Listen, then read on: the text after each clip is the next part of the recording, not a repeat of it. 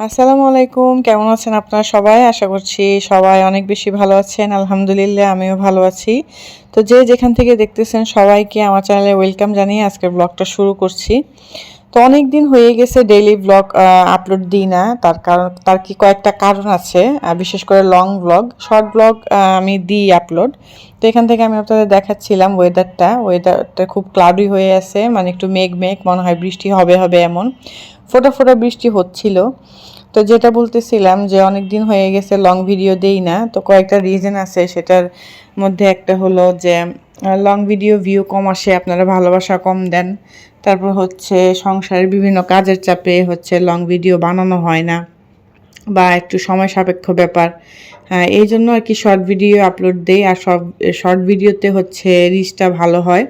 তো হুট করে আজকে মনে হলো অনেক দিন যেহেতু বানানো হয় না লং ভিডিও, আজকে একটা ভিডিও বানাই আপনাদের জন্য। শর্ট ভিডিও চেষ্টা করতেছি রোজ, রোজ না হলে একদিন পর পর আপলোড করার। তো এখানে যে বাইরে ফোঁটা ফোঁটা বৃষ্টি হচ্ছিল, আর উপরে ছাদে ফুল গাছে সম্ভবত পানি দিছে, পানিগুলো এসে এই যে বারান্দায় পড়ে একদম মানে কাদা কাদা হয়ে আছে, আর ঝিরিঝিরি বৃষ্টি পড়তেছিল। তো এই বৃষ্টির জন্য ছেলেকে স্কুলে নিয়ে যেতে পারি না। মানে দেখা যায় যে টাইমটাতে স্কুলে যাই ওই টাইমটাতেই বৃষ্টিটা শুরু হয়। স্কুলে যাওয়ার আগের সময়টা, যে সময় রেডি হয় ওই সময় বৃষ্টি থাকে না, বা স্কুলে যাওয়ার পরে যখন পৌঁছায় দিই বাচ্চাকে একদম ক্লাসে, এরপরে বৃষ্টিটা থেমে যায়। কিন্তু যখন বের হই ঠিক ওই টাইমটাতেই বৃষ্টিটা হয়। কেন যে এমন হইতেছে আমি নিজেও জানি না। তো এই জন্য ছেলেকে বললাম স্কুলে তো যাওয়া হয় না বৃষ্টির কারণে, বাসায় বসে বসে হোমওয়ার্কগুলো কমপ্লিট করো, নাইলে পড়ায় একদম পিছায় যাবা। আর এখানে দেখেন আমি ছিটকারি খুলতে গিয়ে, গেটের যে লক থাকে ওইটা খুলতে গিয়ে আমার হাতের মধ্যে এমনভাবে ঘাই খাইছি কয়েকদিন ধরে, মানে আমার শুধু হাত কাটতেছে। কেন যে এমন হইতেছে আমি নিজেও জানি না, কোনো কিছু ধরতে গেলে হাত কেটে যায়। মানে এর আগে হচ্ছে রসুন কাটতে গিয়ে বটিতে হাত কেটে গেছে, তারপরে এখন আবার ওই ছিটকিরিটা খুলতে গেছি হাত কেটে গেছে, এমন হইতেছে আমার সাথে ইদানিং। তো এখানে ছেলেকে পড়াইতেছিলাম, আর বলতেছিলাম যে একটু পড়ো, রিভাইজ দাও, রিভাইজ দিলে হয়তো বা পড়াটা সহজ লাগবে। ওর প্রথম অবস্থায় বলতেছে আম্মু ছড়াটা অনেক বড়। তা আমি ওকে এইভাবে পড়ে পড়ে শুনাইতেছিলাম। রিডিং মাশাআল্লাহ চলে আসছে, রিডিং পড়তে পারে। তো আমি বলতেছিলাম তুমি পড়ো, 2-3 বার পড়লে এটা সহজ হবে। আর ওর কোনো প্রাইভেট মানে টিচার আমি রাখিনি। যতটুকু পারি আমি হচ্ছে ওকে পড়াই। ভবিষ্যতে যদি প্রয়োজন পড়ে তাহলে হয়তো বা রাখতে হবে, কিন্তু আপাতত আমার কাছে মনে হয় ও আমার কাছে পড়ে। বাচ্চা যদি মায়ের কাছে পড়ে তাহলে কিন্তু পড়ানো যায়, বেশি একটা সমস্যা হয় না। তো এইখান থেকে আমি আবার ইন্টারমিটেন্ট ফাস্টিং করতেছিলাম, আমার ওয়েটটা অনেক বেশি বেড়ে গেছে। তো আমার বাসার 2টা ঘড়ি নষ্ট হয়ে আছে, এই ঘড়িটাও ভুল টাইম দেখাইতেছে, আর পাশের রুমে যে সোফার রুমে যে ঘড়িটা ওইটাও ভুল টাইম দেখাইতেছে। 2টাতে 2 রকম সময় হয়ে আছে, ব্যাটারি লাগাতে হবে। তো এখন 4:30টার মতো বাজে, মানে আমার ফাস্টিং ব্রেক করার আর আধা ঘন্টা আছে। তো আমি ভাবলাম একটু আমি পানি খাই, অনেক বেশি ক্ষুধা লাগতেছিল। আসলে ইন্টারমিটেন্ট ফাস্টিং করা অনেক টাফ। এতক্ষণ ফাস্ট ধরে রাখা কিন্তু অনেক কষ্টকর হয়ে যায়। এখন কি করব, ওজন কমাতে হলে তো করতেই হবে। তো যখন যখন ক্ষুধাটা একটু বেশি মনে হয় তখন একটু পানি খেয়ে নেই, বা হচ্ছে ব্ল্যাক কফি খাই একটু। অনেকে আছে ডিটক্স ওয়াটার বানিয়ে খায়, তো আমি হচ্ছে পানিটাই সামনে পাই, ওইটাই খেলে একটুখানি আমার মনে হয় যে পেটটা ভরা ভরা। আর ফাস্টিং ব্রেক করতে হয় একটু হালকা খাবার দিয়ে, কারণ যদি ফাস্টিং ব্রেক করে হুট করে ভারী খাবার খাই তাহলে ওইটা মানে একটু প্রবলেম হয়, কারণ যেহেতু অনেকক্ষণ না খেয়ে থাকি আমরা, তো হুট করে ভারী খাবারটা নিলে বডিতে একটু সমস্যা হয়। তো প্রথম অবস্থায় একটু অল্প খাবার দিয়ে ফাস্টিংটা ব্রেক করতে হয়। তো এখানে বাবুর আব্বুকে কিছু আমি আম কেটে দিছিলাম গতকাল রাত্রে, তো উনি কিছু খাইছে আর কিছু রেখে দিছে। তো ভাবলাম যে এই আমের সাথে আর এই যে এখানে হাফ পেয়ারা আছে, এই পেয়ারাটা কেটে আমি হচ্ছে ফাস্টিংটা ব্রেক করি। তো এর আগেও অনেকবার চেষ্টা করছি ওয়েট লস করার। তো একবার আমি সফল হয়েছিলাম, একবার আমার ওয়েট ছিল 72 কেজি, তো এরপরে 66 কেজি আমি করতে পারছিলাম। তো এরপরে আর কোনোভাবেই ওয়েট কমতেছিল না, শেষমেশ আমি একদম 65 কেজিতে গেছিলাম আমার যতদূর মনে আছে। তো এরপরে আবার নর্মাল খাবার দাবার শুরু করি, যেভাবে মানে চলি। দেখা যায় অয়েল বেশি ব্যবহার করি খাবারে, বা দেখা যায় রাত্রে একটু ভাতটা বেশি খেয়ে ফেলি। রাত্রে যদি ভাতটা অ্যাভয়েড করা যায় বা অল্প খাওয়া যায় বা রুটি খাওয়া যায় তাহলে না ওয়েটটা এত একটা বাড়ে না। তো দেখা যায় ইদানিং আমার ওয়েটটা আবার আগের মতো না বেড়ে গেছে, আর ওয়েট বাড়লে হাঁটাচলা করতে অনেক বেশি প্রবলেম হয়, যে কোনো কাজ করতে গেলে অল্পতেই হাঁপিয়ে যাই এরকম আর কি। তো এইবার চেষ্টা করতেছি যে না, এবার যত কষ্টই হোক ওয়েটটা 60 কেজিতে আনা আমার ইচ্ছা। এখন আবার আগের মতো 72-73 এরকম ওয়েট আমার। তো ইচ্ছা আছে যে ওয়েটটা আবার আগের মতো 60 কেজিতে আনার। জানি না পারবো কি না, তবে চেষ্টা করতেছি, বাকিটা আল্লাহ জানে। তো এইখানে আমি খেয়ে নিতেছি, আর পেয়ারাটা একদমই মজা ছিল না, আর অনেক বেশি বিচিগুলো শক্ত ছিল, দাঁতে লাগতেছিল। তো কোনো মতো খাইছি। খাওয়ার পরে এখানে হচ্ছে দুপুরে যে খাওয়া দাওয়া করছে ওইটা থালাবাটি, আর গতকালকে রাত্রে কিছু থালাবাটি আছে, ওগুলো ধোয়া হয়নি। তো এগুলো আমি ভাবলাম যে ধুয়ে ফেলি, কারণ থালাবাটি জমাইলেই জমে যায়। আমি অনেক থালাবাটি হচ্ছে ড্রামের মধ্যে করে রেখে দিছি, কারণ বেশি থালাবাটি থাকলে বেশি বের করা হয়। এখন দেখা যায় অল্প থালাবাটি ধুয়ে ধুয়ে এগুলাই বারবার ইউজ করি, নাইলে না সিঙ্কে একদম থালাবাটি দিয়ে জ্যাম হয়ে থাকে।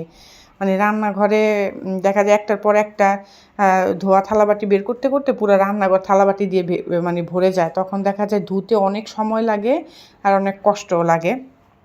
তো এই জন্য এখন আমি বুদ্ধি করে, আমার মা আমাকে এই বুদ্ধিটা দিছে যে বেশিরভাগ থালাবাটি ভিতরে রেখে দাও, আর যেটা অনেক বেশি প্রয়োজন সেগুলো রাখো, 2 থেকে 3টা প্লেট রাখো বা 3-4টা চামচ রাখো, এরকম করে মানে যেগুলো বাড়তি ওগুলো হচ্ছে ভিতরে রেখে দাও। আর আমার একটা সমস্যা হয়েছে, আমার হচ্ছে শোকেস নাই যে ওখানে আমি সাজিয়ে রাখবো। ছিল এক সময়, মানে কোনো এক কারণে বিক্রি করে দিছি, মানে এখন আর নাই। তো এই জন্য আর কি সমস্যা হয়ে গেছে, থালাবাটি যে সাজিয়ে রাখবো এমন জায়গা নেই। তো ওই যে ড্রামটা ইউজ করি, ওই ড্রামের ভিতরে হচ্ছে আমি থালাবাটি যেগুলো অপ্রয়োজনীয় জিনিস ওগুলো রাখি। আর আরেকটা ড্রামে হচ্ছে আমার কেকের জিনিসপত্র, আমি যে কেক বানাই ওই কেকের জিনিসপত্র ওই ড্রামে রাখি। তো 2টা ড্রাম রান্নাঘরে রাখা আমার, আর এই 2টা ড্রামও রান্নাঘরে অনেক জায়গা নিয়ে নিছে। কী করবো, এখন কিছু করার নাই যেহেতু শোকেস নাই। তো এরপরে থালাবাটি ধোয়ার পরে আমি হচ্ছে কিচেনটা একটু হালকা ক্লিন করে নিছি। ক্লিনই ছিল আগে থেকে, আমি একটু আবার একটু হালকা মুছে নিছি, আর সিঙ্কটা ভালোভাবে ডলে পরিষ্কার করে নিছি। তো এরপরে চলে আসছিলাম রাতে রান্নাবান্না করতে। রাতে বাবুর আব্বুর জন্য রুটি বানিয়ে দিই। তো রুটির সাথে উনি সবসময় হচ্ছে আলু ভাজি খাবে, যদিও ডায়াবেটিক্স মানুষের আলু ভাজিটা না খাওয়াই বেটার, কিন্তু উনি রুটি রান্না করলেই বলে যে আমাকে তুমি আলু ভাজি করে দাও। এখন কি করব, পরে হচ্ছে আলু ভাজি করে দিতেছি ওনার জন্য। আর ছেলেকে এখান থেকে অনেকক্ষণ পড়াইছি, মাশাআল্লাহ আজকে অনেকক্ষণ পড়ছে। এমনিতে 10 মিনিট 5 মিনিট হচ্ছে গ্যাপ দেয়, এই 10 মিনিট পরে আবার 10 মিনিট পরে উঠে যায়, উঠে একটু দুষ্টামি করে আবার বসে। কিন্তু আজকে মাশাআল্লাহ একটানা অনেকক্ষণ পড়ছে। তো এখন বসে বসে ড্রয়িং করতেছে, বলতেছে আম্মু আমি একটু ড্রয়িং করি। আমি বললাম আচ্ছা তুমি করো ড্রয়িং।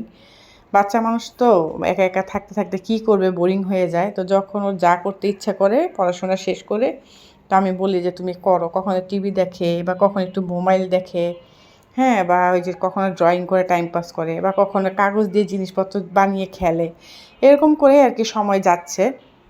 তো এখানে আমি আলু ভাজিটা করে দিচ্ছি। আমি আলু ভাজিতে মানে একদম হালকা হালকা জিনিস, মানে মশলাগুলো দেই, যেমন হালকা একটু হলুদ, হালকা একটু মরিচের গুঁড়াও আমি দেই না, আজকে দিলাম।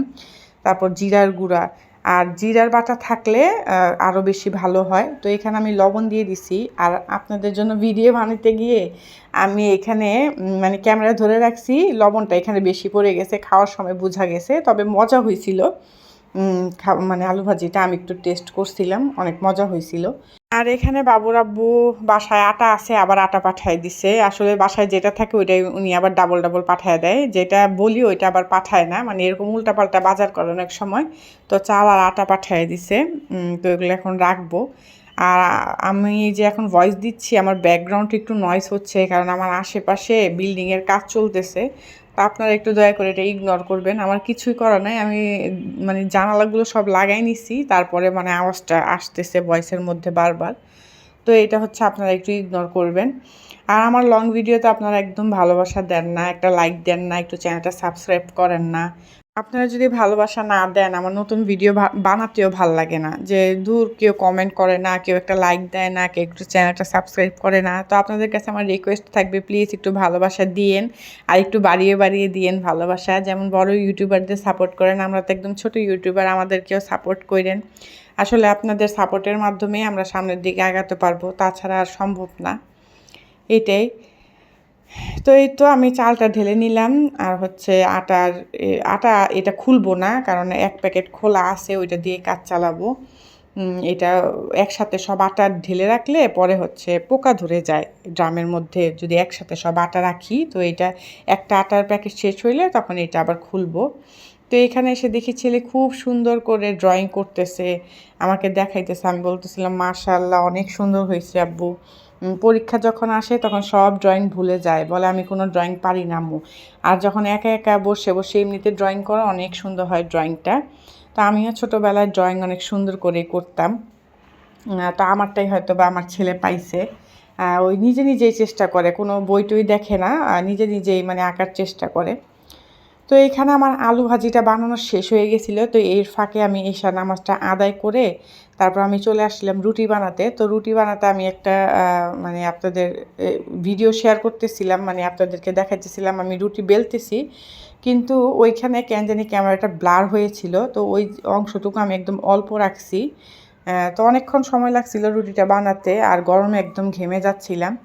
আর আমাদের বাসায় হচ্ছে পোড়া রুটিটা সবাই বেশি খায়, মানে একটু পোড়া পোড়া টাইপের রুটি। তো আমি ইচ্ছা করেই রুটিটা একটু বেশি ভাজতেছিলাম। রুটি একটু কাঁচা থেকে গেলে ওই অংশটা হচ্ছে ছিঁড়ে সাইডে রেখে দেয়, মানে খেতে চায় না। তো এই জন্য আমি বুদ্ধি করে একদম পোড়া পোড়া করে বানাই যাতে সবটুকুই খায়। আর রুটিগুলো আমি একটু বড় বড় করেই বানাইছি, যাতে দুইটা রুটি খেলে একদম পেট ভরে যায়। আর ছোট ছোট রুটি বানালে অনেকগুলো রুটি বেলতে হয়, কষ্ট বেশি। তো আমি চালাকি করে একটু বড় বড় করেই বানাইছি। তো রাত্রে বেশিরভাগ রুটি বানিয়ে দেই, ভাতটা দিই না। কারণ ভাত খেলে না ডায়াবেটিসটা বেড়ে যায়, কন্ট্রোলে থাকে না। তো রুটি 2টা খেলে মানে দেখছি আমি, মানে ডায়াবেটিসটা অনেকটাই কন্ট্রোলে থাকে বাবুর আব্বুর। তো এই তো একটা একটা করে আমি রুটি ভেজে নিচ্ছি। আর বাহিরে কিন্তু এখনও ঝিরিঝিরি বৃষ্টি হচ্ছে, কিন্তু আমার অনেক বেশি গরম লাগতেছিল। আর রুটি বানাতে গেলে আমার কেন জানি এরকম অনেক বেশি গরম লাগে, রান্না করতে এত বেশি খারাপ লাগে না। দেখা যায় রুটি ভাজার পর আমার হাত মুখ ধুতে হয়, নাহলে আমি এমনিতেই কালো, আরও অনেক বেশি কালো হয়ে যায় গরমে ঘেমে। তো এরপরে বাবুর আব্বু আসছে, বাবুকে আর বাবুর আব্বুকে রাতের খাবারটা দিছি। তো আজকে সারাদিনের কাজকর্ম মিলিয়ে একটা ভ্লগ শেয়ার করার চেষ্টা করছি আপনাদের সাথে। যদি ভ্লগটি ভালো লাগে একটি লাইক দিয়ে দিয়েন, আর বেশি ভালো লাগলে আমার চ্যানেলটি সাবস্ক্রাইব করে পাশে থাকেন। তো সব কিছু ঠিক থাকলে আবার দেখা হবে নেক্সট ব্লগে। ততক্ষণ পর্যন্ত আপনারা সুস্থ থাকেন, আর অবশ্যই আমার চ্যানেলের পাশে থাকবেন। তাহলে সবাই ভালো থাকেন। আল্লাহ হাফেজ।